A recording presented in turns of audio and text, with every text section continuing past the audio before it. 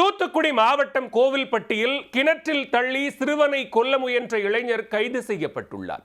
சிறுவர்களுக்கு தவறான பழக்கங்களை சொல்லிக் கொடுத்த சைக்கோ இளைஞன் மீது நடவடிக்கை எடுக்கப்பட்டதா?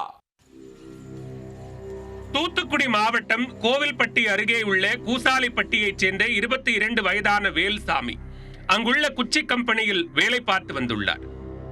இவர் அப்பகுதியில் உள்ள சிறுவர்களிடம் பீடி, சிகரெட், தடை செய்யப்பட்ட புகையிலை ஆகியவற்றை கடைகளில் வாங்கி வரச் சொல்வது மட்டுமின்றி தவறான செய்கைகளை சொல்லிக் கொடுத்ததாக கூறப்படுகிறது. அப்பகுதியைச் சேர்ந்த 7ஆம் வகுப்பு படிக்கும் 12 வயது சிறுவனிடம் வேல்சாமி தனது கைவரிசையை காட்டியிருக்கிறார்.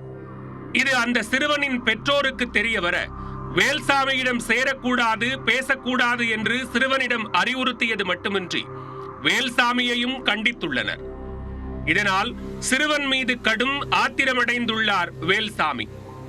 இந்நிலையில் கடந்த திங்கட்கிழமை நடந்து சென்ற 12 வயது சிறுவனை வேல்சாமி வலுக்கட்டாயப்படுத்தி கூசாலிப்பட்டி அருகே பூசாரிப்பட்டியில் உள்ள வாழை தோட்டத்திற்கு அழைத்துச் சென்று அங்குள்ள கிணற்றில் சிறுவனை தள்ளிவிட்டுள்ளார். கிணற்றில் தள்ளி சிறுவனை கொலை செய்ய முயன்ற வேல்சாமி அங்கிருந்து தப்பி ஓடிவிட்டார். சிறுவனுக்கு அரைகுறையாக நீச்சல் தெரியும் என்பதால் நீச்சல் அடித்துக் கொண்டே என்னை காப்பாற்றுங்கள் என கிணற்றுக்குள் இருந்து சத்தம் போட்டிருக்கிறார். அந்த வழியாக சென்றவர்கள் சிறுவனின் குரலை கேட்டு அவரை மீட்டு சிகிச்சைக்காக கோவில்பட்டி அரசு மருத்துவமனையில் அனுமதித்தனர். என் பையனை வாகனத்தையே எடுத்து கிணத்துக்குள்ள போட்டு தூக்கி போட்டாங்க. நீச்சல் பேர்ல உள்ள தூக்கி போட்டு டார்ச்சர் பண்ணிட்டாங்க. அது மட்டும் இல்ல, கூட அவங்க ஏஜ் பசங்களோட விளையாடுறவங்க பசங்களோட செக்ஸுவல் டார்ச்சர் மாதிரி பண்ணிட்டாங்க.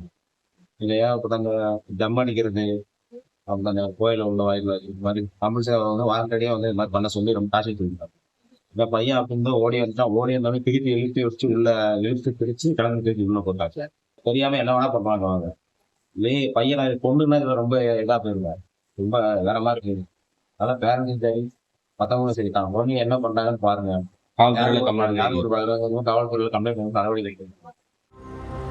இது குறித்து சிறுவனின் பெற்றோர் அளித்த புகாரின் அடிப்படையில் நாலாட்டின்புதூர் போலீசார் வழக்கு பதிவு செய்து விசாரணை நடத்தி சிறுவனை கொல்ல முயன்ற வேல்சாமியை கைது செய்தனர். பின்னர் அவரை நீதிமன்றத்தில் ஆஜர்படுத்தி பாளையங்கோட்டை மத்திய சிறையில் அடைத்தனர்.